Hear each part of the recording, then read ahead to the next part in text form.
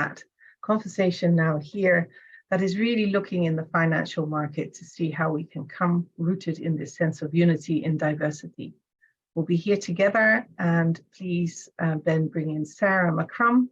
I will be co-hosting with her. I'm Annemarie Voorhoeve of the Hague Center and co-producer of World Unity Week, and really excited for us to be exploring all these new ways of working together, as that is our goal here. Welcome, Sarah.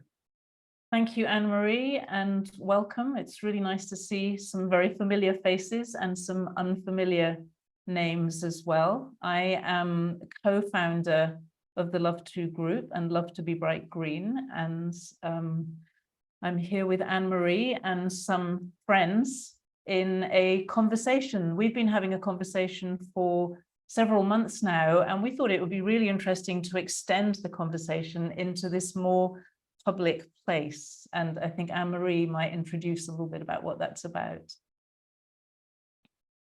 Yes, so we are together with friends, a group of Dutch pioneers who have led the way for decades in investing in the environmental improvement, at a time also when most of the financial world, and perhaps even the whole world, wasn't really interested. I've known some of them really for a long time, or have followed them when I was younger, as an example of how we could really come into a world that is serving all life forms and not just a few. So we've been acting as a sounding board for Sarah and for her partner, Tim Bennett in Australia, who have been developing a new system for bringing financial reward to regenerative farmers. And for me personally, I'm seeing that also as an example of how we can also extend that to other marketplaces. Before we actually start to introduce and to speak about why we're here and what's our next step, and to get an update, because every week so many things happen, maybe it's good to just show a short little 3-minute movie that explains what the Bright Greens are about, and then we will continue. So Ben, if you could please put on the video, and after that we will all come into the room. Our relationship with nature is out of balance. In today's economy, a dead tree is more valuable than a living tree. Extracted minerals are more valuable than living ecosystems. It's time for a new paradigm, where the economy values living systems and our money is directed into a living future. That future is already here. All over the world, family-scale farmers are protecting and regenerating nature. They do it because they love to. We call them producers. They produce living value. They give us clean air, living soils, pure water, and healthy humans. At the same time, we see people and organizations ready to support real change. They want to fund ecological improvement, ensuring a bright green future for all of us. However, producers have had no way to sell their ecological value to us, and we've had no way to reward them for what they do for our environment.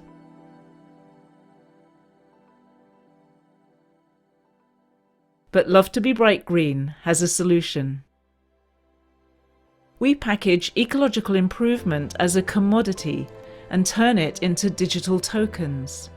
And we sell the tokens in the biggest farmers' markets in the world, the financial markets. We do it in 3 stages. First, we measure the ecological improvement that producers have made. Then we turn that living value into digital tokens. Finally, we sell those tokens to people and companies who want to support a greener future. We call our tokens Bright Greens. Bright Greens are unlike any other token out there. That's because every single Bright Green is traceable back to certified ecological improvement. Through Bright Greens, we can all be part of the solution. Bringing together good money with people doing good.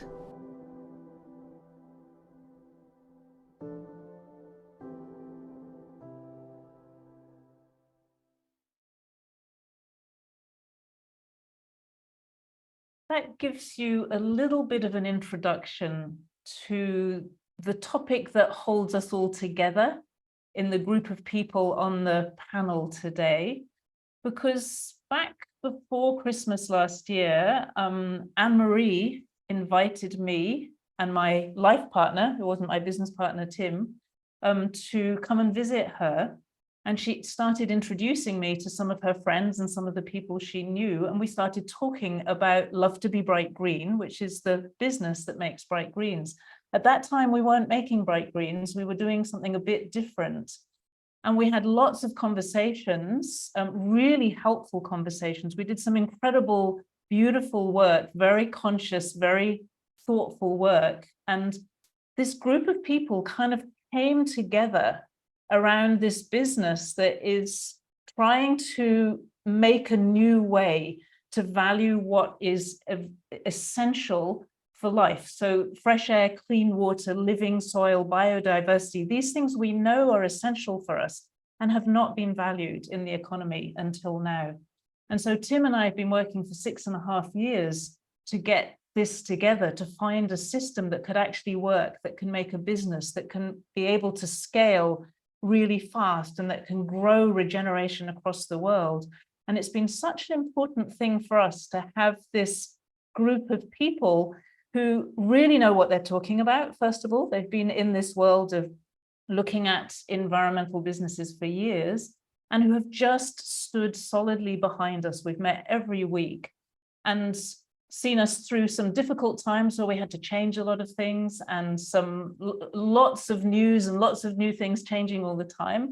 And so what I'd like to do is just start to introduce you to these people and let's find out why they're doing this and what is so important for them about this kind of movement towards bringing finance to regenerative farming.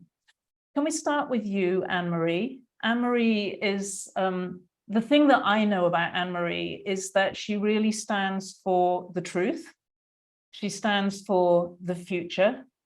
She stands for the kind of values that I think bring us all together as human beings. And she stands very strongly for that. She's somebody who's always willing to challenge people who are not speaking that kind of truth.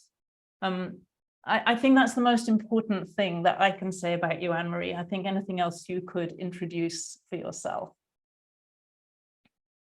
Thank you, Sarah. And I'm calling in from Vreeland, a practice we've been doing all the time to really ground ourselves on the earth as we're also in this virtual space. I think why you're speaking about me speaking my truth has to do because I want us to be able to show up fully and to express ourselves and find a way to co-create together with all life forms, starting also, of course, with humans as we're here together, giving form to our lives. And I do that in different contexts, but primarily from the Hague Center for Global Governance, Innovation and Emergence, a movement and foundation that has come out of my work here with the Center for Human Emergence, where I met Lisette, and through which I also have met most of the others that are here, and where we also are really trying to see how can we come together in, as I translate it, connected to the universal heart, and what kind of ways of organizing ourselves and collaborating can serve that. How can our life conditions help us to be, as much as we can, showing up truthfully?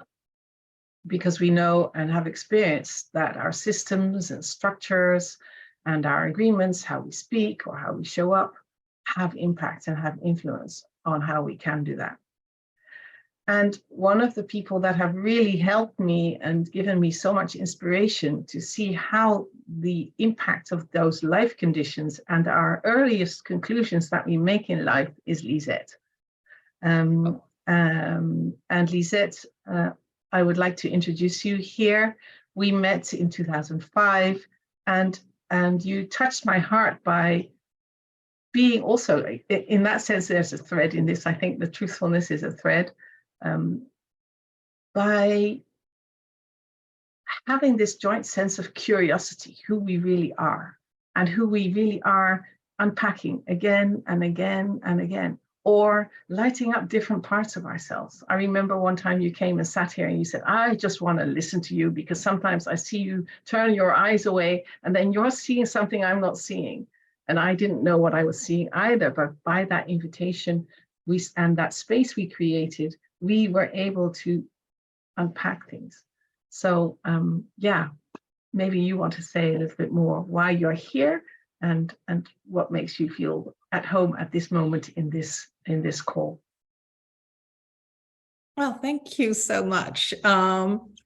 Yeah, and for me, Anne-Marie, you see distances, you can see around corners that I don't even know there's a corner there, right? So yeah, and our collaboration in almost 20 years has been a joy in my life and a challenge from time to time.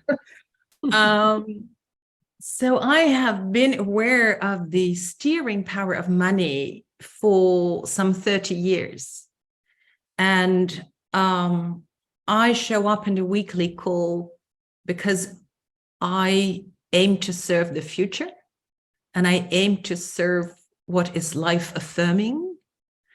And as you showed in the clip, what is destructive is very well monetized, but what is life affirming and regenerative is not so well monetized, or, it's different. I am the current chair of an investment co-op called Beuningen that Frank started in the mid-90s.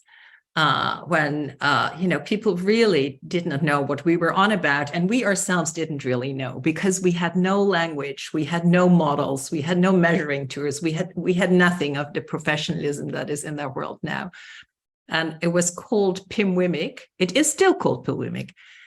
The acronym was Put Your Money Where Your Mouth Is Company, because we said if we believe in a world of unity and in a world of life-affirming businesses, we better put our money where our mouth is. And then the wonderful Margaret McGovern came into Frank's life and our lives, and she said, well, let's call it Put Your Money Where Your Meaning Is Community.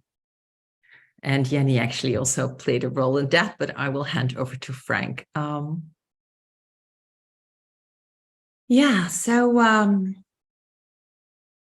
Frank, meeting you through Social Venture Network, which was a network of companies that said it can't be true that we're only functioning for profit. That's just not right. And so then we started with people, planet, profit. And at some point there was a fourth P, the P of purpose. What purpose is this company really serving? And it was a wonderful, exciting network. And that's where you and I met, and you had started Beuningen. And I remember our first sessions in your garden, and it was so exciting to invest in companies that we thought are changing the world. It has taken a little longer than we thought it might, but I feel it is happening, and the bright greens are giving it a whole new dimension, which is why I love to be part of this conversation every week. Over to you, Frank. Thank you, Lisette. You brought me here to this little group, and at first I didn't know what I was doing because I heard so many new things which I couldn't put ends together. But every week speaking together, now for the last 4 months or 5, I slowly start to understand what this new thing is all about.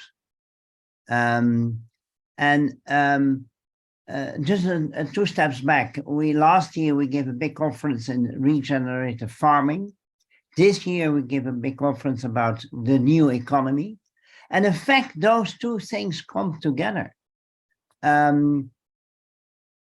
Ecological improvement comes through regenerative farming.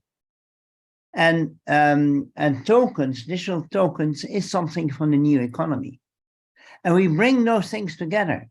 Ecological improvement expressed in a new token, or the ecological assets are the underlying value of the new token. Wow, this is something new.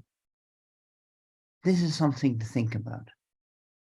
And the person here on the line is Jenny Elissen, who helped us so much in this new thinking and a new way of going forward. And I'd like to give the word over to Jenny. Thank you so much, Frank.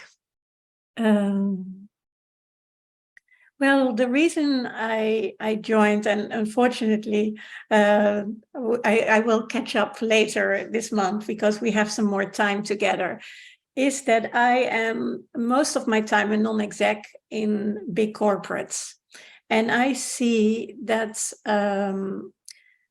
this whole movement can help so much to, as maybe some of you know, there is a lot of compliance and ruling that is now going on around ESGs and the way big companies have to report and corporates have to report. For me, it's crucial that we start measuring the energy as well as the fixed capitals. And we are making a start in corporate life to do that, but this idea can hopefully accelerate that. And so I am mainly here because I hope to play a role in that, to bridge. I feel that for me, it's also important to have a big compassion for all the big corporates, because they have been, they have been moved into these areas that they don't know yet what to do with. And I hope we not only being fantastically empowering for the farmers and their families, but also for the bigger world that needs this compassion to bridge quite innovative ideas. And I'm here to help with that. So maybe I can give the word to Marlou, who is also doing that. Thank you, Jenny. Yeah, I've been involved in impact investing most of my adult life, and I actually started with impact investing 30 years ago when I joined Triodos Bank, and we were financing also a lot of organic farmers. And what I noticed is that, let's say, many of these farmers, they're doing a lot of good for the earth, what Sarah was explaining in the movie, but they're actually not paid for that. So there's a lot of sacrifice going on. And I think, well, 30 years later now, it has become so clear that the basis actually of all our value is the soil, is the biodiversity, is the nature. So how can we move the money to the people who are actually protecting this? And maybe not only the farmers. If you think ahead, it could also be people who are protecting the rainforest. So I'm very interested in what we are developing here, because I see a lack now between, let's say, the intention of a lot of investors, as Sarah was explaining in the movie, who want to go into this direction, but there are no instruments yet. There is some experimentation going on, for example, with carbon credits. Secam, a company in Egypt, which is working with organic farmers, are using the carbon credits to reward the farmers for what they're doing. But what Sarah and Tim are developing is so much more and so much more profound. And I'm also interested in bringing this new technique that's underlying the non-fungible tokens into this area. So it's exciting, because I really feel this is something that is going to make it possible for investors to have the money flown to the people who are actually protecting our earth. And it's very stimulating to be part of this group, to see how we can all realize this. So that's why I'm here. And I would like to go to Marcel now. Thank you, Marlou. Marcel de Berg. I'm living in the Netherlands also. I'm co-founder of the Green Water Coolers Collective. I've got myself a background in the institutional investment industry.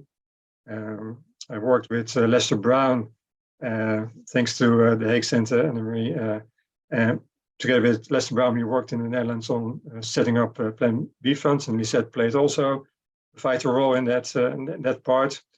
And when I visited Lester with the family a few years ago in Washington, he told me about that the weakest link in civilizations has been water, and not the drinking water, but the long distance transport of water by nature. And that sucked me into the world of biodiversity and how important biodiversity plays an important role in maintaining the water cycle, and we call that the green water cycle. And for that, the bright greens are a crucial element, a very big piece of the puzzle, how to make sure that biodiversity is really valued in it, because biodiversity is not only important for maintaining healthy soils, healthy food, etc., and healthy people, but also it controls the cooling cycle of Earth, the living cooling cycle through to the water. And the biodiversity in the soil produces a very important matter, and that's organic aerosols, what you need for producing clouds. Those clouds cool Earth. So we don't know how important biodiversity really is for our civilization, and bright greens can play a crucial role in connecting all the elements within society, so that the real value of biodiversity is seen by society, and that you can make the investment case viable for all, not only for people, not only for the farmers, but also for institutional investors, for family capital, government subsidies, etc. So what Sarah and Tim is doing is a great job and crucial element. And I think the only person in this group I'm seeing is not as said anything is Tim. So Tim, would love to give you the word, and it's up to you. Okay, thanks, Marcel. Appreciate that.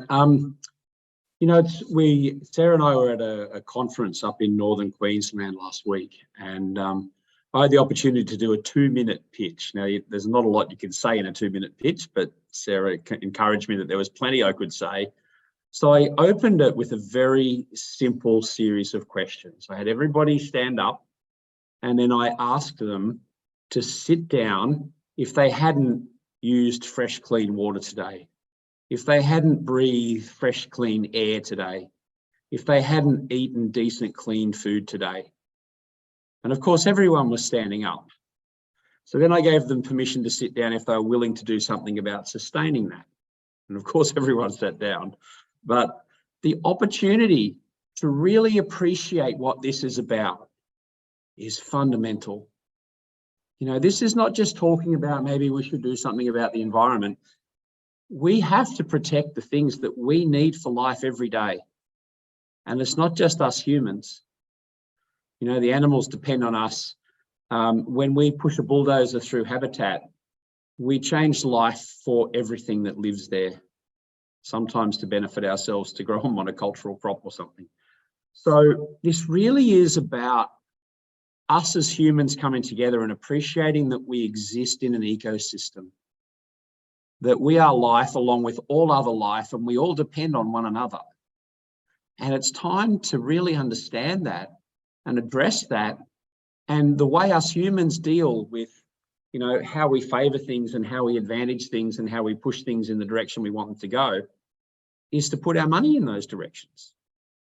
That's the simplest and quickest way. If we want a better ecosystems, if we want healthy life, if we want to ensure that our people and our families and our communities and our cities have food and water and clean air, and they are sustainable and resilient for when we are going to be getting these exciting shocks of changing weather and heavier, droughts and floods and fires and famines and who knows what else. When those moments come along, we want to be able to bounce back really quickly from them, not to be suffering from them for a long, long time, because that will cause a lot of pain, a lot of grief, and a lot of loss. So here is our opportunity. I've been in this area for 32 years. All of you have similar experience in this area. We've all been working on this for a long, long time. And for me, the waiting is over. It's time for action. It's time for people to get together and show some leadership. That's why we've created this beautiful product, Bright Greens, as a way for people to vote with their feet and show what they really care about and have an investment. It's not a philanthropic donation. It's actually a thing that should go really well. It should be valuable and it's a useful thing in a portfolio and all those good investment reasons why people will buy this. The fundamental reason that people should buy Bright Greens is that it protects every other investment they could possibly have. Without life, it's not much help having gold or property or shares in a company or any of those things. Let's look after the basics, for heaven's sake. It's so obvious when you put it that way. So that's my voice to this meeting. I deeply believe, we've committed 6.5 years, Sarah and I, to building Love To as a group and really giving everything we've got to resourcing this beautifully and creating something really special. And for all of us, though, it's a reflection of our masterpiece being created, our work that really matters, our purposeful work coming into the world to really express what we're truly about. And I think participating with us in Love To, participating in Bright Greens, gives all of us the opportunity to show what we purposefully believe in and what we really care about. That's something everyone can bring their love to. That's a moment that we can really stand up and live by and stand strong together. And to me, what better adventure? What else would you rather be doing? So that's my 2 minutes worth. I'm delighted to be here and to have the opportunity to speak to you all. And I feel like I'm in really august company here to speak to this panel and also to all of you who are listening. So, right, I guess I pass it back to you now, Sarah or Anne-Marie, whichever one of you would. Yes, thank you. Thank you, Tim, for sharing your passion and showing that as well. And I would say so fitting for us here in World Unity Week, where our focus is always on generally positive solutions to some huge challenges. And to be able to stay in that not knowing, Frank, thank you for sharing how we were able to hold that not knowing. And then at a certain point, there are these breakthroughs that are coming and things are arising that might not have happened when you were on our own. Before I go to you, Sarah, because to ask you also to continue what you would like to share, I would just like to say that if the people would like to put anything in the chat, questions or whatever, Hasina is kindly looking at it. She's already putting some links for us, but also looking at some themes that we might be wanting to address in case we get totally taken away by our own conversation.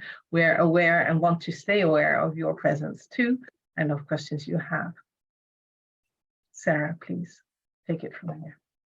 I was just reflecting as Tim was talking, how different it is to do business when we're looking to do it this way. One of the most defining things about the way that we worked over the last 6.5 years was that we really had to question everything that we were doing. We couldn't take business as normal. We couldn't think about money as normal. We couldn't think about value as people normally think about it, because none of the systems really seemed to exist clearly to do the thing that we knew needed to be done. And sitting in this group now today draws that together somehow, because I keep hearing the word participate, and I keep using the word participate. This is not two people who've gone to make a business so that we can make lots of money and then exit in 5 years or 10 years time and go and retire on a yacht. It's such a very different thing. And it really is about more and more people participating in something. Sometimes I use the word enterprise because at least in English, it's a much better word than business. We're participating in something that is here to make a really significant change in the world.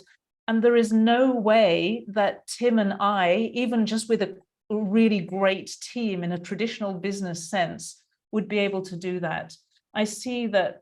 So very often our farmers, the farmers who we're working with from the first round, they say things to me like, you know, Sarah, it's not just the data, it's not just the actions you do on the farm, it's what actually goes on inside your head and your heart. It's the energy, it's the way that we do things that really makes the difference. And farmers can go out there and do all the right things, but if they don't have the thoughts and the feelings of that, if they don't really care about nature, if they don't have a relationship with nature, it doesn't work.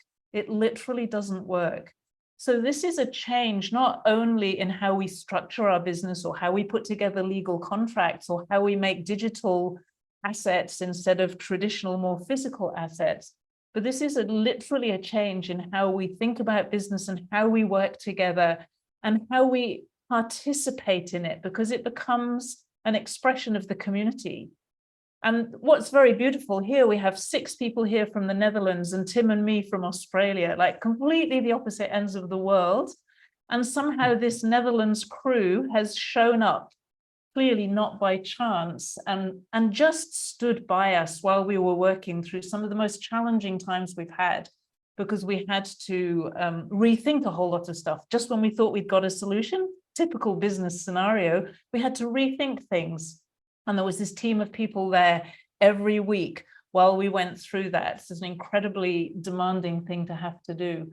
And so what I think would be a really interesting thing to explore, perhaps amongst this group conversation, is this sense of participation and community and how we grow. It's not just about growing the business, it's actually about growing the work, growing the outcomes that the business is about. And how do we help each other? How do we bring more people into that? How do we make this work at this new level of doing business that is so, well, it's very uniting. It's very collaborative. And I think it's really quite different from the way we've done things before. So I'd love to hear from any of you what you are thinking and feeling about that.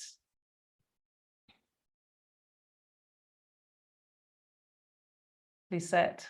Yeah, I can, yeah, because what I feel we have been exploring is really a system change, because so much of impact is doing less harm, which is good, which is really good and should be done and should be explored, to the max.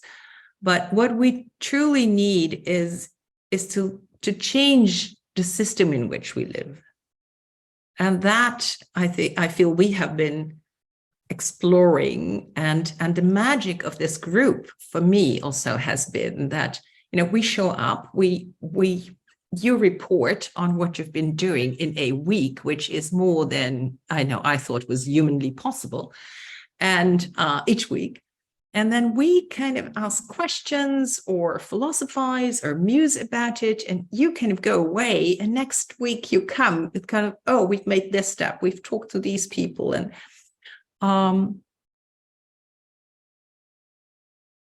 so, I think change is very slow until suddenly it is very fast.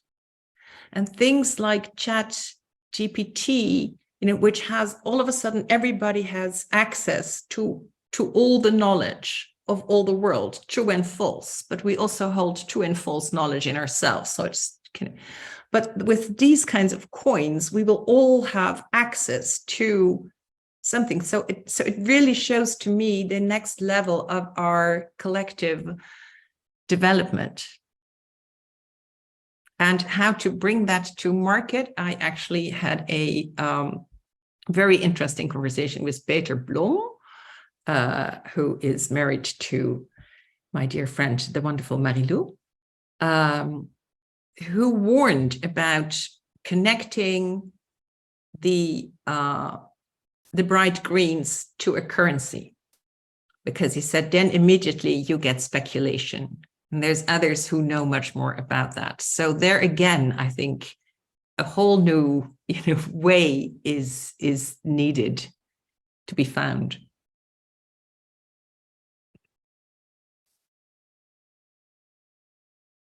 Marcel, you're on mute. I think Marlou wants to respond. Yeah, maybe just to add, because I was in that conversation, and I think, let's say the starting point here is to really get the money flowing also to the people who are so to the regenerative farmers, to the, well, ultimately to people protecting the rainforest and everything you can think of. So that is the main thing, but it's indeed, let's say, always a question, because I've also seen many financial products who were developed with a good starting point, but then ultimately the speculation and the greed comes in. So how to prevent that from happening here? But I think that's also part of our conversation, like how to do it in such a way that, that's not let's say, a likely outcome in the end. And maybe just also to your question, Sarah, going forward, I think it would also, talking about participating, I would also be interested to see if, let's say, people who are on the call right now, who have also been working in this field, if they hear this, how, what thoughts and feelings arises in them, and how do they see this, related to their own work? For example, Common Land, Jasper, I see that you're also here. I don't want to call you out, but Common Land has been working with the 4 values when it comes to regenerative or regenerating land. So I think, let's say, I see that as one of the next steps, that this group that we have right now, that it's growing, and people who are also working in this field, how they can join and sort of collectively create more on what the future wants us to develop.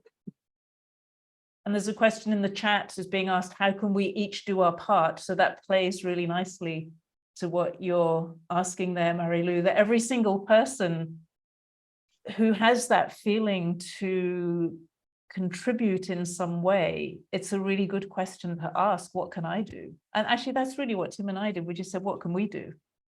Marcel, you looked like you wanted to say something. Yeah, I was agreeing with Lisette about the system change, and going back to the question, how can we do our part, everybody themselves? I think the next level will be that we show the world what can be done. Yeah? At this moment, the world is talking about things, IPCC, policy in the Netherlands, etc. People are talking. But when you can show what is possible, then you can give a real perspective to the people, a real action perspective. The nice thing is that Lisette already talked about ChatGPT.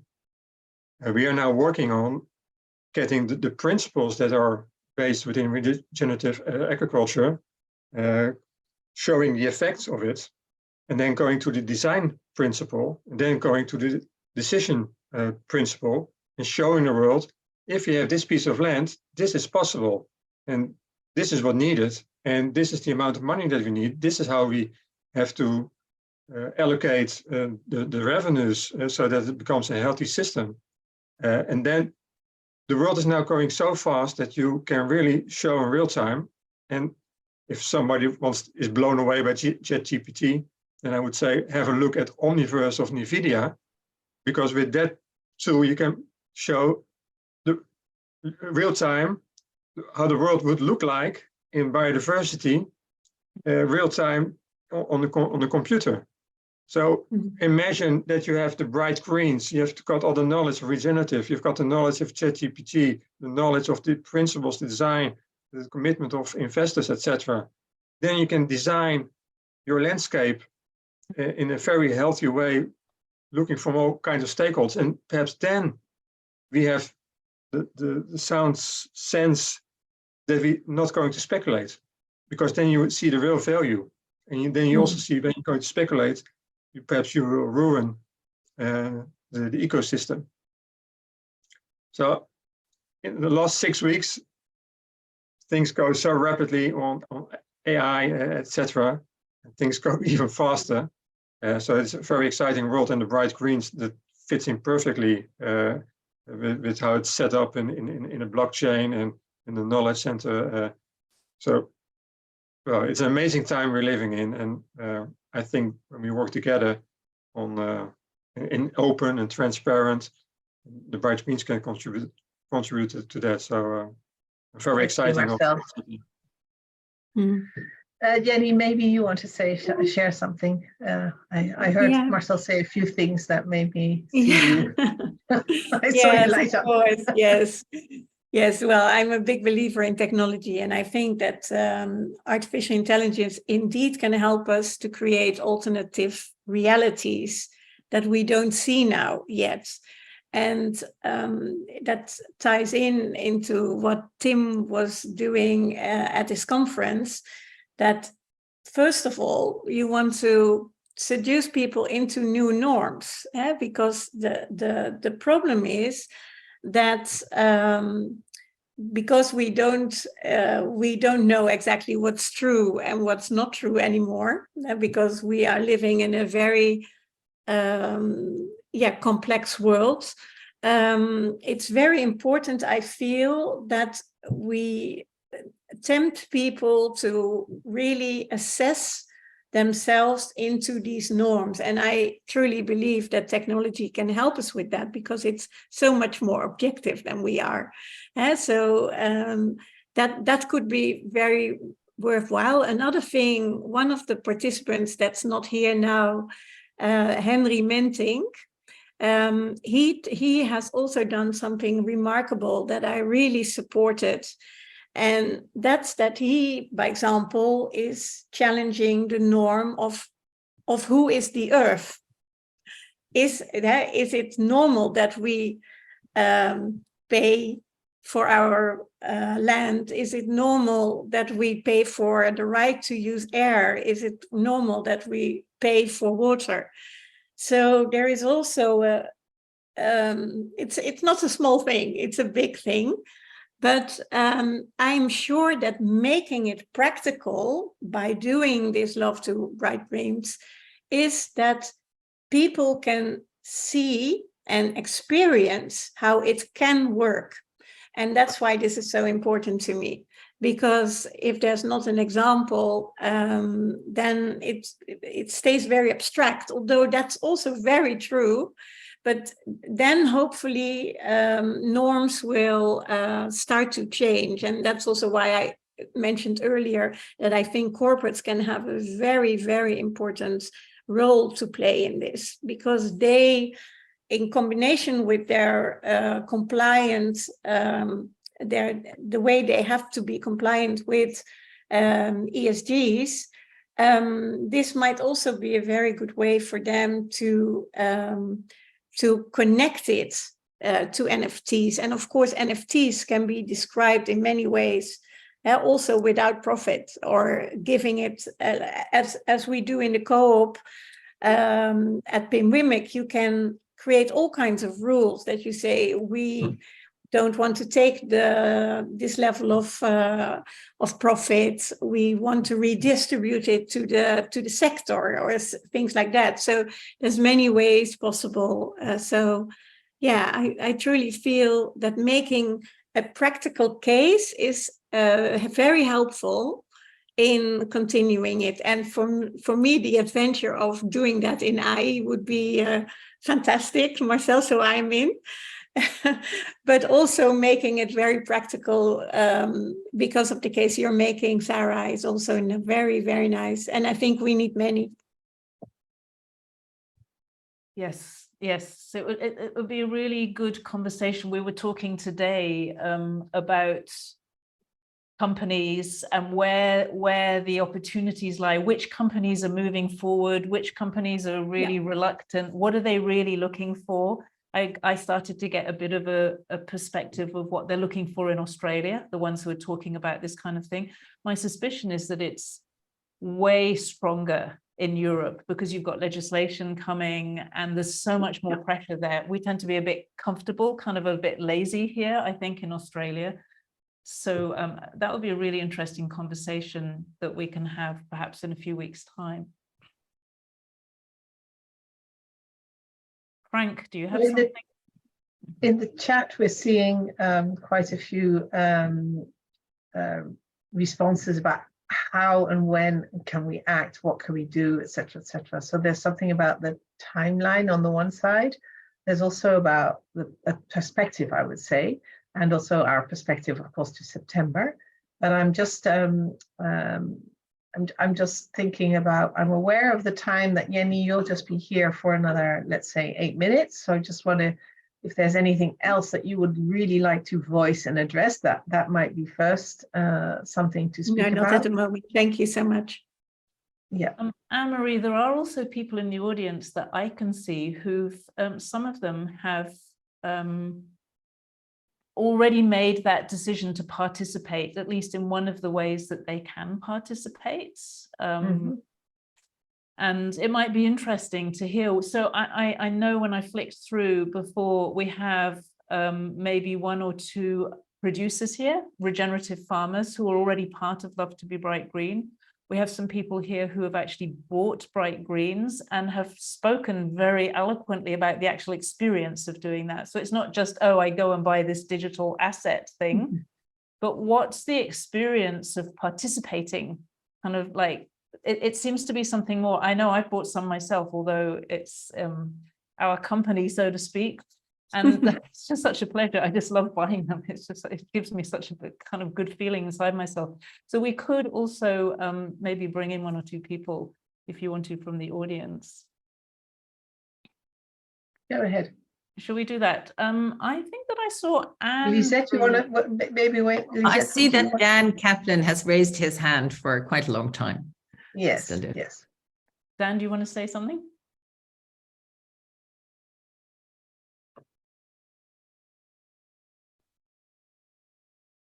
You just need to unmute yourself, Dan. There. Yep. First, I want to thank Sarah for inviting me here and listening to this conversation. This world hasn't made any sense to me for many decades. That goes back to high school, when I had conversations with several people back in the 60s. And what I'm hearing here makes a lot of sense to me.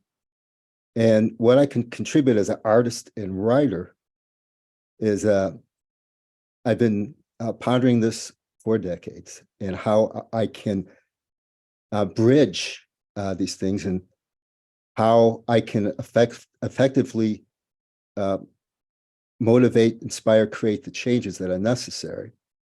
And I see where the world's going right now, and it's unsustainable. So I am in the process of writing a memoir, Warrior of Humanity. Could be transposing this book into screenplays for movies. I do have film connections. And if all goes well, and I do have connections throughout the planet, I just had an exchange with Andrew Harvey. He lives 15 minutes from me, and plus many, many others. And this has been going on since I met Deborah Poneman that was in 2009. And so I'm creating a platform, these connections that I feel are, and also what I've been feeling in my heart and soul for all these decades. And now I feel like it's beginning to come to fruition. And it's such a breath of fresh air for me. And if all goes well, we're talking about many millions of dollars. And so as a creative person, this is my expertise. This is what I specialize in. And so as I made a point years ago to you, Sarah, to you and Tim, so we have all these incredible things happening in the world, but now they have to merge and come together. And this is the collaboration and the energy that's created from this can make the dent that's necessary, that they can inspire many others and get the ball rolling in this direction, which is imperative. I know this, I've been feeling this, but how do you bridge this with the world? So I am totally moved by all this. I can feel it. I've been feeling this for a long, long time, and I'm 70 years old now. So the time I was. Thank you so much. So I just want to I know I'm going on and on about things, but yes, no, you know, well, and I have my work cut out for me, but now I've been feeling this for a long time, and now I'm beginning to see how things can come together and work.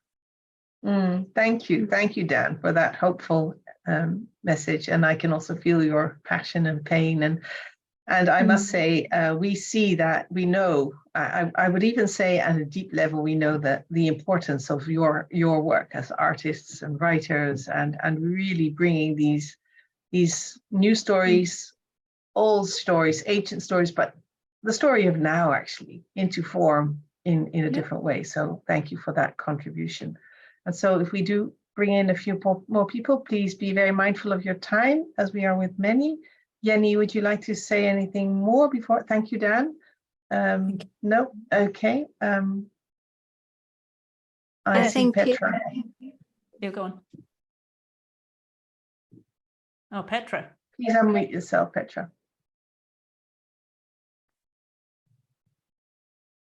Yes. So I'm a small investor, first-time investor, and I bought also bright greens. And for me, it's a really emotional investment. Besides the money, a few years ago, I looked into the possibilities to invest money that would come into me, I knew. And everything I looked into, there were misuse, exploitation, and I don't want to be invested in those things. Everything I could invest it didn't feel good. And suddenly Sarah introduced Love To and Bright Green, and I finally feels good to be part of this world and to invest something, to give my money, be invested, and something good happens with it. So thank you. Thank you, Petra. I know there are questions in the chat about how people can participate. Obviously, what Petra's talking about, when she bought Bright Greens, that's one way that people are participating. I know that there are probably some people here who want to know how to get involved at the level maybe of the kind of farming and land regeneration level. That is most likely to happen later in the year. We're not quite ready for the next round yet. So that will be in World Unity in the September Peace Week, perhaps. Maybe, I was probably a bit later than that, but it's coming. Okay. It's coming. So you kind of need to track with us. There's something I'd like to say, and then I'll bring in a couple of other people. One of the things that I think is that we've really had to rethink, and I feel like I'm only just learning about this now. I feel quite clumsy probably in it, and this is the kind of thing you're much better at in World Unity Week, is that how do we create a system whereby people can participate because they want to? People want to be a part of this movement, but in a way where we can also do business and do the things we need to do, because we have to focus on that. That's our responsibility when we're founding and running a business.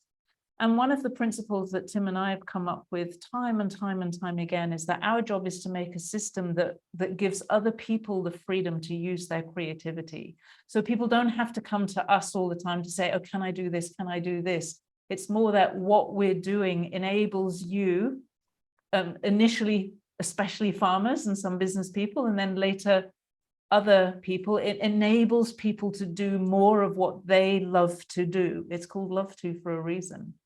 And so we've always wanted this energy where everything wasn't relying on us. And the tradition in business is you go and talk to the owner or the founder because they have the most power, and that's the way that it works. And the whole power distribution in this kind of business is so different, and it's very, very new, I think, for us.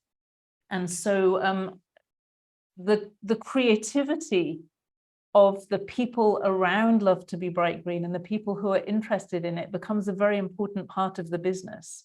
That's what I see. I'm wondering, Catherine, would you like to say something?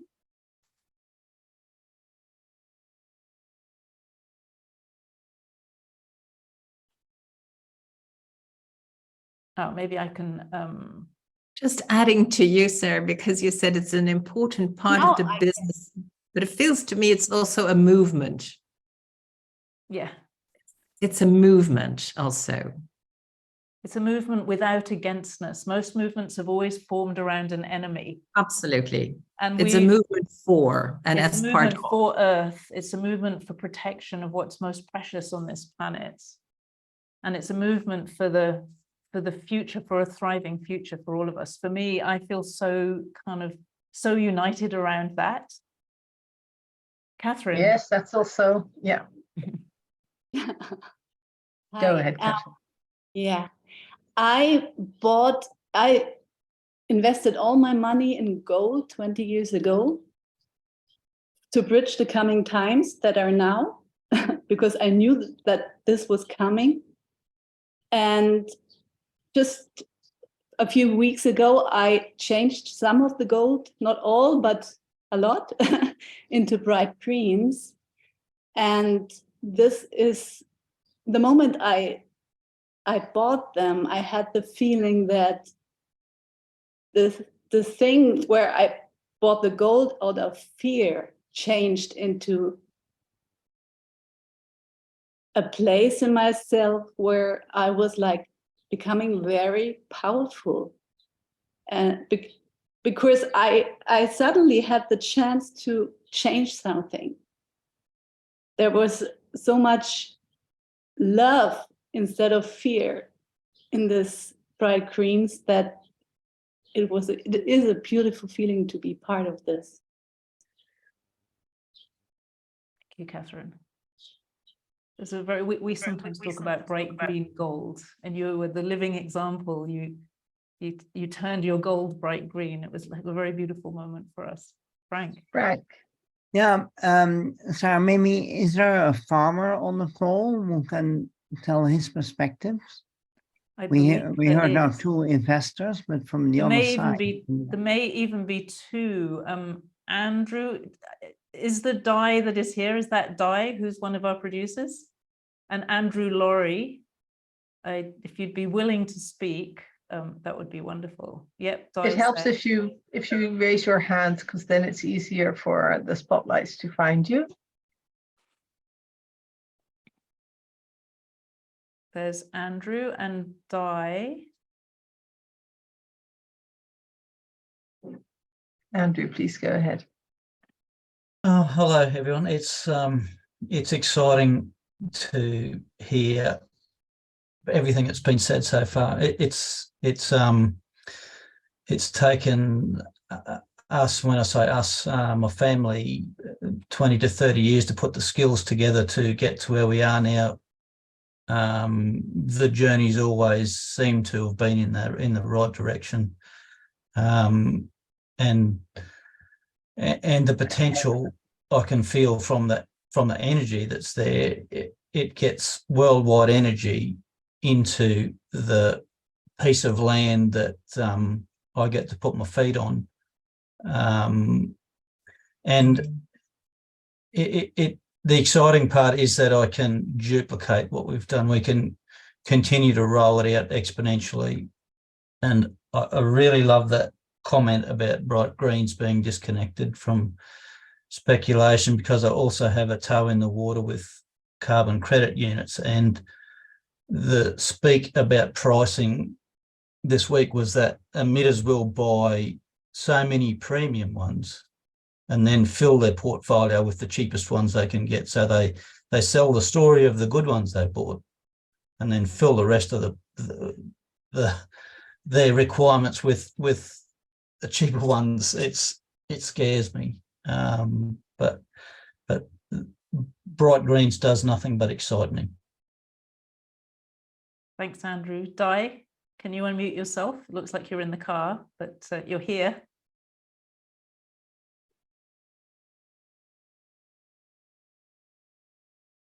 Yes, thanks, Sarah. Yes, we are in a car at the moment, but just want to express our gratitude bringing together with the Bright Greens and enabling an opportunity for us producers on the ground who are working with natural systems on a daily basis. And we've just got that privilege of being exposed to all the elegantly natural solutions that are presenting themselves in our environment on how to, work with so many of these issues that are becoming global problems. And just seeing the restoration of the biodiversity, seeing the restoration of water cycles, seeing the restoration of landscape and ecosystem function, and to be able to communicate with that with the world, and how it is a very simple and process to go through, provided you persisted, committed, and you love doing it, and you put your whole heart and soul into it. I think the opportunity that Love To is providing for us to expand that, grow with it, and fast track some of the capabilities is exciting, and to be able to bring a lot more people on board with us, because there seems to be a lot of people that want to have that connection with the land and the opportunity to work with it with care and respect. But just things like Love To is what enables that. So thank you so much. I'm wondering, Andrew and Di, I've become aware as I go around speaking to people all the time about this, that many people don't realize, I think, many people are in such a gloomy place about the environment, they don't really realize how much it's possible to change. And I wondered if you could tell us a little bit about how much can change and over what kind of time period from your experience, because you're both really experienced in this. Andrew, do you want to go first? The changes that we've seen on the ground are mostly around, I suppose, tree population. So fauna from tiny little insects and lizards, and brings birds, and it just, one thing grows to another and grows to another, and that's the most exciting part we've seen. And through letting trees grow, we haven't lost any carrying capacity with the livestock that we work with to turn those landscapes around. That's been the exciting part for me, and that's, I mean, it has been across 20 odd years, but it seems pretty rapid to me. Thank you. And Di?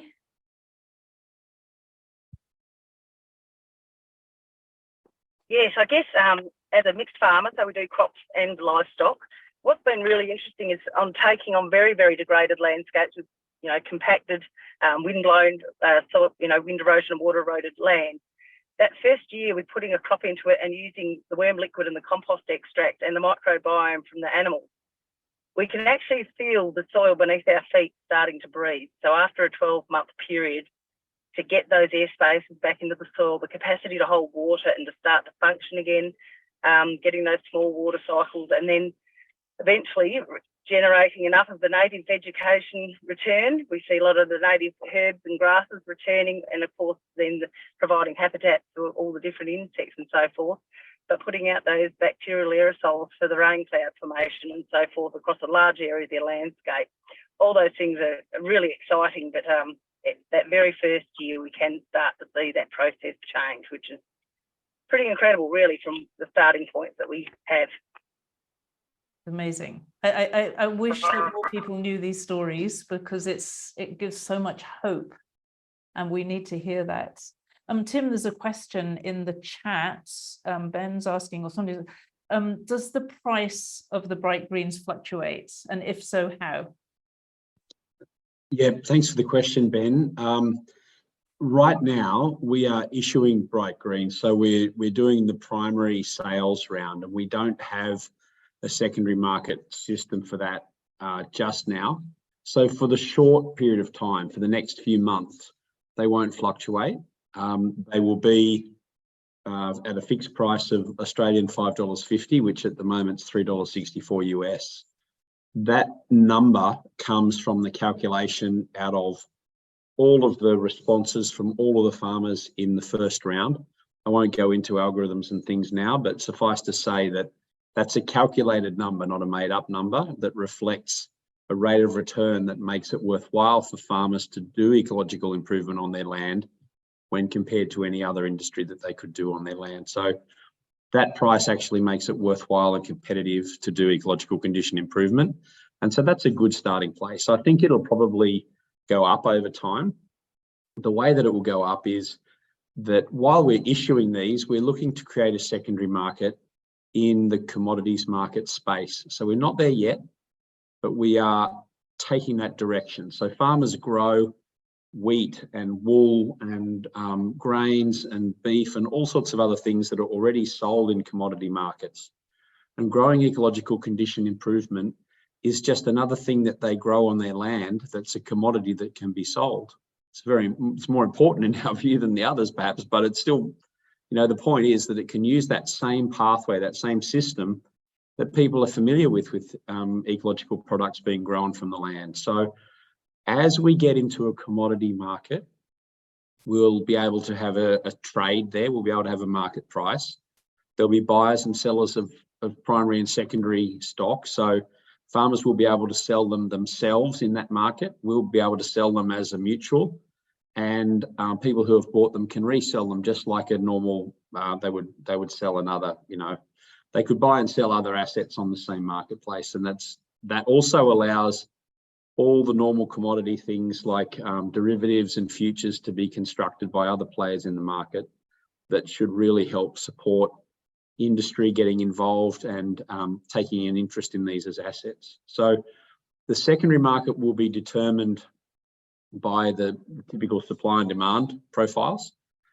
And that's what we're working towards now. We're actually starting conversations with substantial specialist commodity market operators really now, you know, in the last couple of weeks. And we're working from the specialty niche ones to the very largest commodity markets exchanges in the world.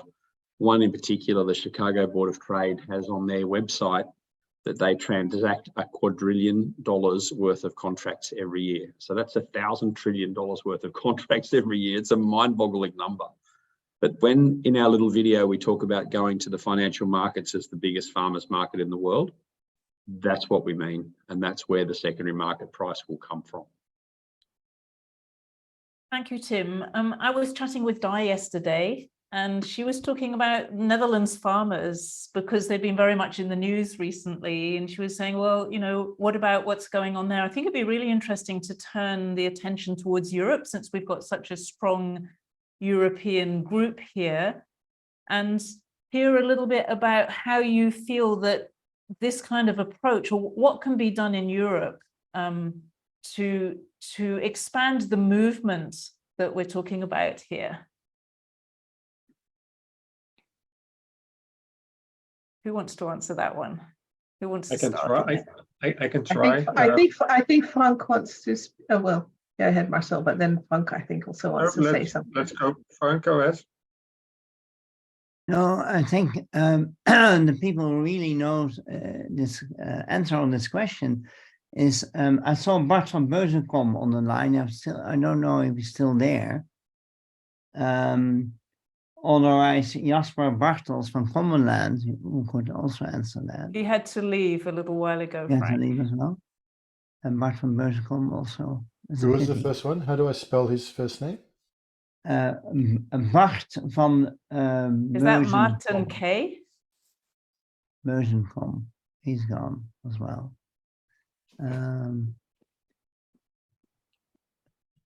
Yeah, they are so Dutch. They would be the right persons to ask, as far as I know, on the call. Maybe there are other people on the call. I think they had to leave. And maybe I can give a try, Sarah, because one of the main issues I would say here in the Netherlands is that, let's say, if you take farming has become so efficient. And you have to distinguish between farming and livestock. But let's say the main issue is that living on a small piece of land, farming had to become so efficient to actually make a living that many of the farmers are now stuck in the system. And the big question is, how can we change that? How can they, let's say, also generate an income with less of the livestock, for example, and work more with regenerative farmers? So there's this whole discussion about what is actually a viable business model for the future. And I think one of the questions is, again, about this, how do you reward the farmers for their work? So from that perspective, I would say that bright greens could also be a solution in that search for these new business models. So I think it's absolutely worth exploring this further. Very interesting. Marcel? If you look at the Netherlands and in Europe, the big underlying question is the water cycle, because the droughts in Europe are so enormous because we have destroyed the biotic pump. And how did we destroy the biotic pump? Because we have large-scale agriculture with no life in the soil. And the other thing is that we don't value biodiversity. So if you look from an institutional point of view, from a universal investor, then you see here a system risk that's so huge that it will hurt your portfolio. But also that the solution of regenerating the land, the biodiversity, if you look at the investments that it will need to regenerate the land and how it will offset the risk, it's peanuts to regenerate the land, and it offsets this amount of risk. So the first step is that you have to think about the real value of biodiversity. And at this moment, investors don't see the real value of biodiversity.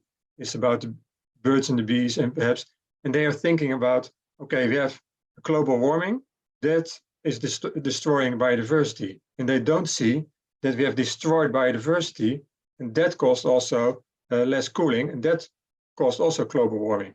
So first is about the mindset, and if you don't see the real value of biodiversity, you will never see the value case.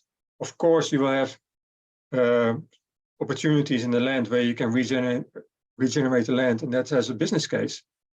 But the business case for society is so huge that when you see it, it becomes a no-brainer to regenerate the land. A real no-brainer. But first you have to see the real value of biodiversity. And that is what's needed in the Netherlands, because it's only focusing on the values of the present system, and that the farmers are stuck in a bad system. But we need to see the real value, and then take everybody to a next level and make sure that the farmers will contribute to that new solution, and that you reward those farmers also. And then bright greens can play a very interesting role in it. But first we have to see the real value of biodiversity, and we only see this part of the value, while the real value is this big or even much bigger. And that's the real issue. And in Europe, when we see it, we will restore the water cycle. And that's...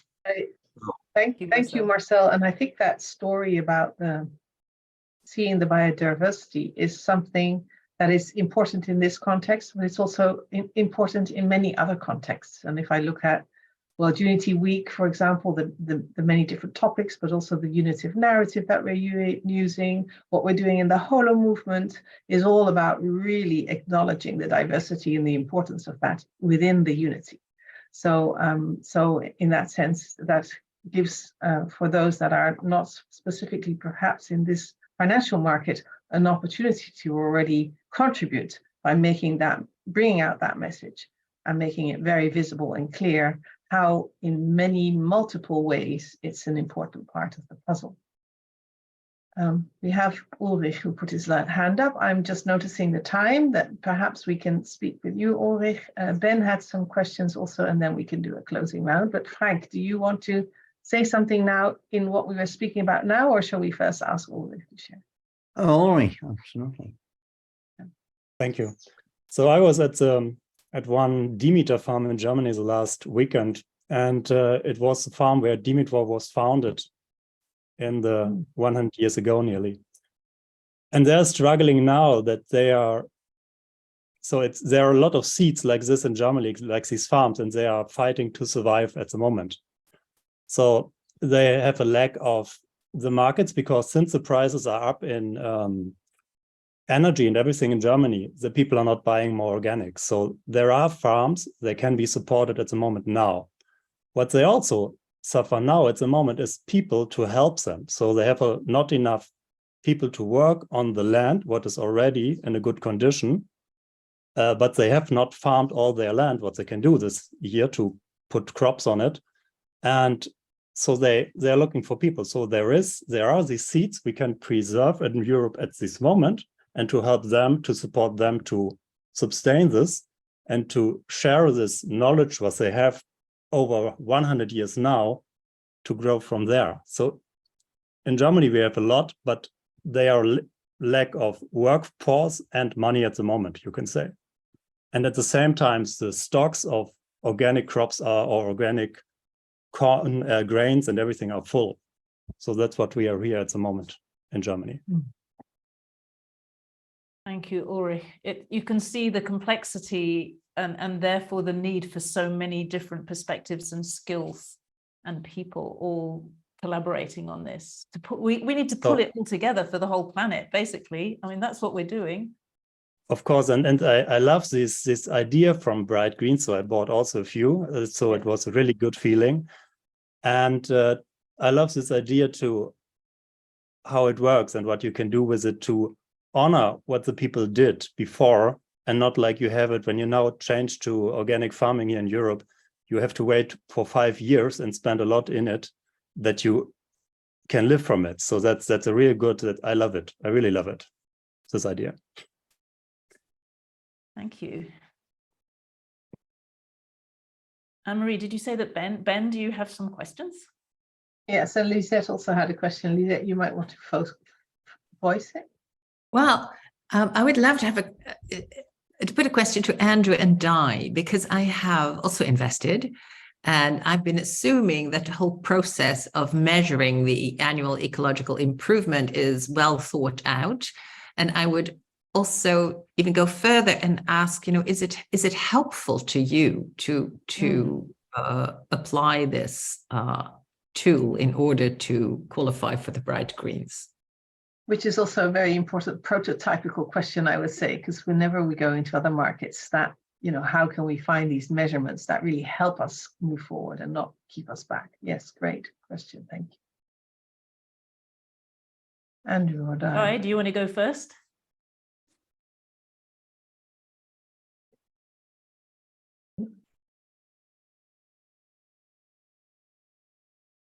Are you there? I'm muted. Yeah, no, it's fantastic to have those opportunities, because then we can also direct more of the focus towards those outcomes, which is what it's all about at the end of the day, having the ecological outcomes being front and centre.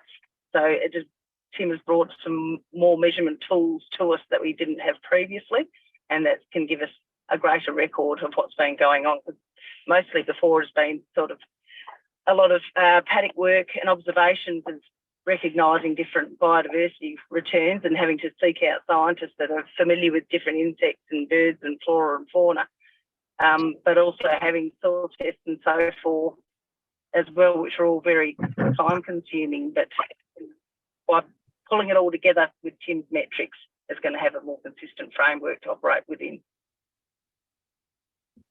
Thank you. Andrew?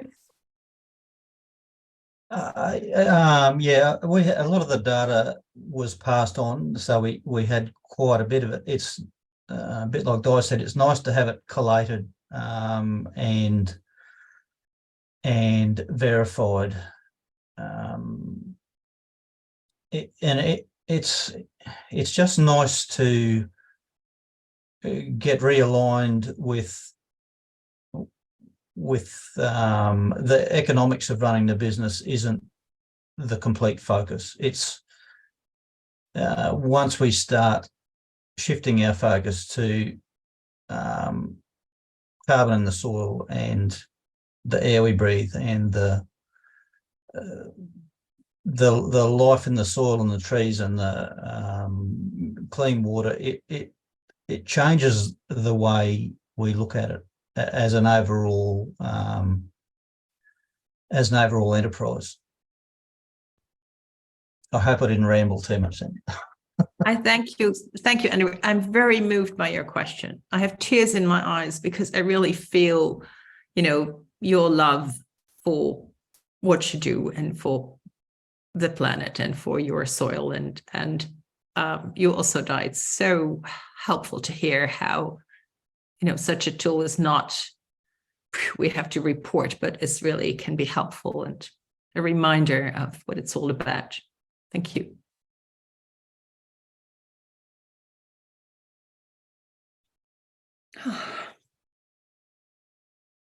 So shall we go to Ben? And then I think we probably need to look at our 99-day mission before we finish, don't we? I had just a question, I suppose, just being devil's advocate around the ecological improvements and how they are. I know there's a system of valuing them, and that's something that is really important.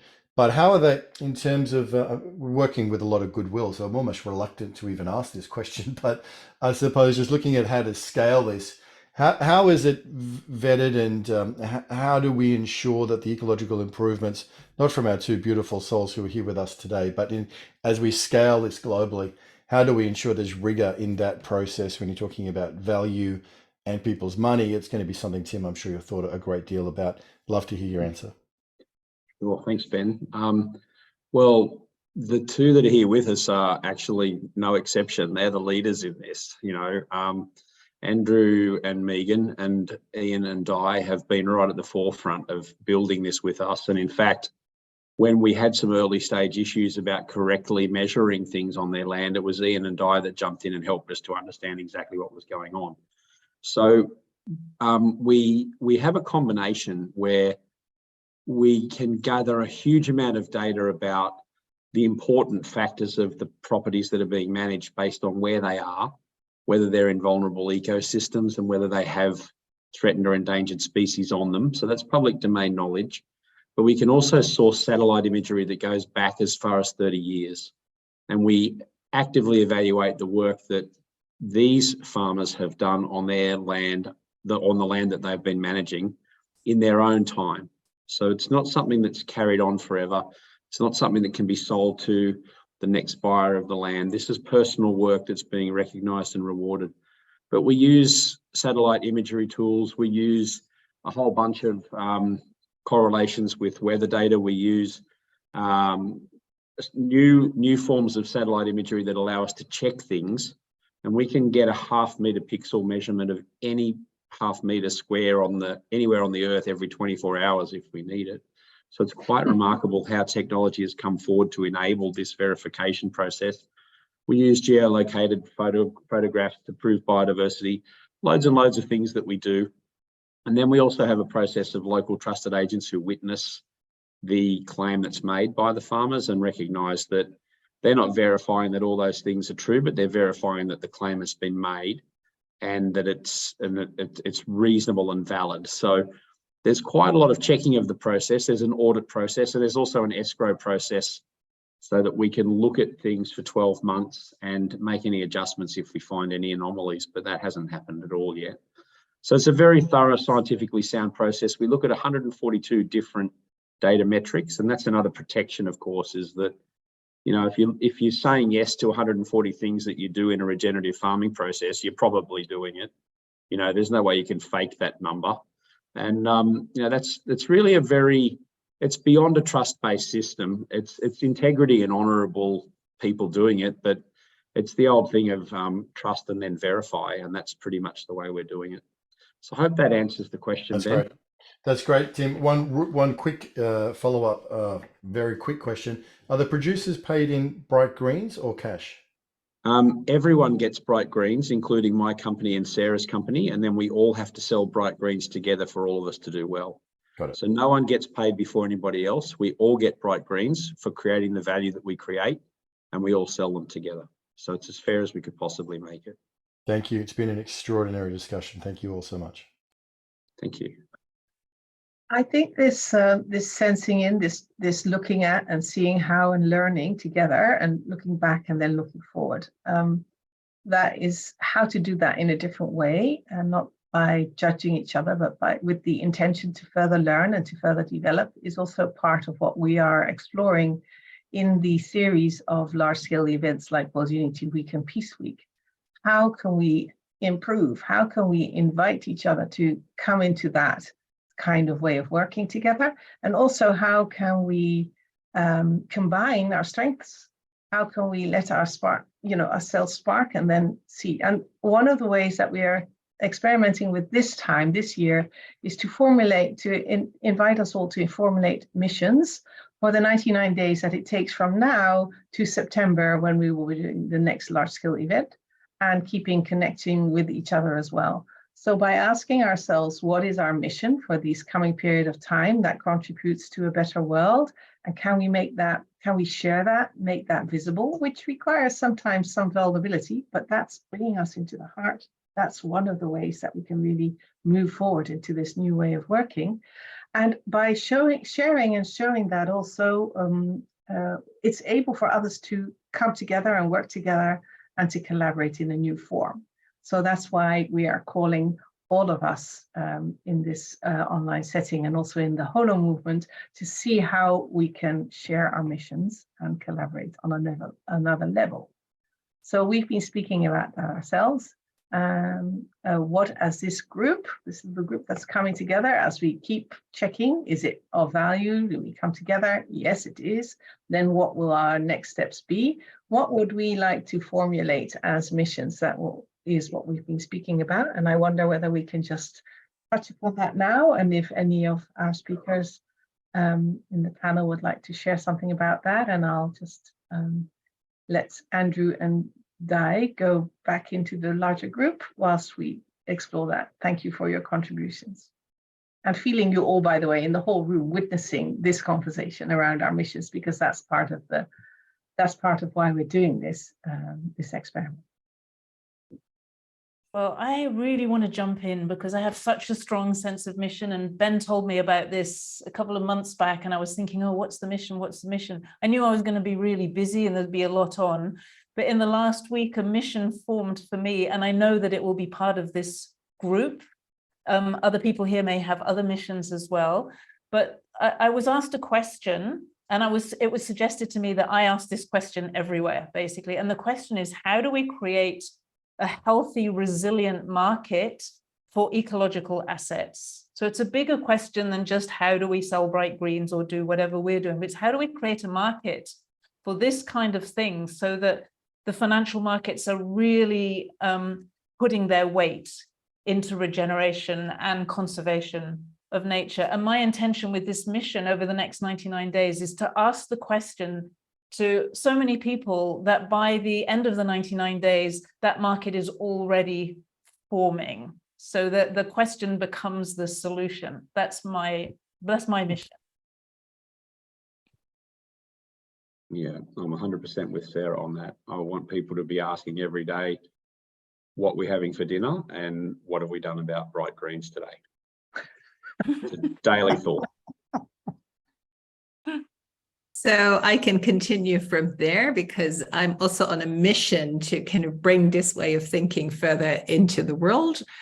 And I've been a long time vegetarian, but I commit to, honoring plant life on this earth more consciously.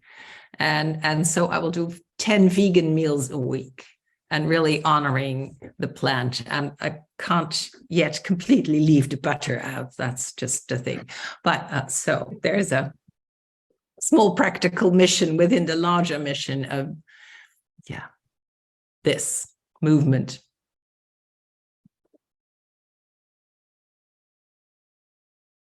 Yeah, let's say follow you, Sarah, in your mission, because I really like the way you put it. The question becomes the answer. So I'm having regular conversations with mostly women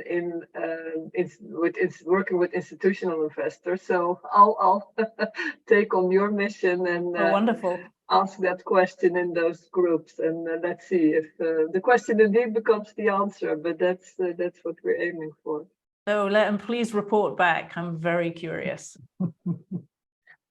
I'll do the same in that mission of spreading the word that everybody should know about this. And in fact, this Friday I have a big gathering here about digital currencies, and we'll bring this in. This is wonderful. The thing. Thank you, Frank. I only like to add to it that I really like to drink a real cool beer when Heineken serves real biodiversity in their beer, so green water inside, because that's what should be needed. Yeah, and we are also vegan at our place. Yeah, but we agree that we should eat animals to save the world, because those animals we need those animals to contribute to the vital life into the soil. Without the animals, it will not happen. As long as you don't like bears in our street, we have to take care of that the animals don't become a plague. And you have to take care of them in a decent way, but we have to eat them. But at the moment we are vegan because we don't like the industry. But yeah. So you mean you want to eat the animals that have been treated well and that are really we really partner with in life, yeah? Yeah, because they are part of the circle of life, and we have to treat them. Yeah. Well, my mission is clearly to support these kind of conversations and to see how we really can co-create and collaborate, and to take care of myself in order to take care of others, in order to take care of place, in order to take care of our planet, and to connect that in the cosmic heartbeat, I would say. And I would just like to invite Hasina to also come in, because she's behind the scene helping us all the time. But I would like you to also formulate a mission and to thank you in this group for all the work that you've been doing. Thank you so much. I appreciate that. My mission is to align with my deepest truth and be able to come from that space of love. And it's not separate from what we're discussing here, because when we come from that, we can be aligned in all our actions, whether we believe in being vegan or whether we believe that animals' vital life will nourish the earth and we need to eat animals treated well. Just doing that and conveying that message to other people, to be free of opinions, expectations, circumstances, and everything else, so that they're aligned with who they really are at their deepest level. Wow, thank you. Well, we've come to the end of our time. So I would like to put us all on gallery view, actually, and see how we can just say thank you for all the participants who have been here. And we will continue. We hope to show up in some form in Peace Week and in Mighty Network in between. Thank you all of this group and for my friends for showing up and sharing all the time. I'm really very, very grateful for that. And also, of course, to Ben and the whole team of World Unity Week to create this container and help us spread the message. And Sarah will be joining us soon in the Netherlands. So we will definitely be working on our mission here. Yes. My word is gratitude. Thank you. Thank you for joining us. Thank you. Thank you so much. Thank you. Thank you. It's been a great forum.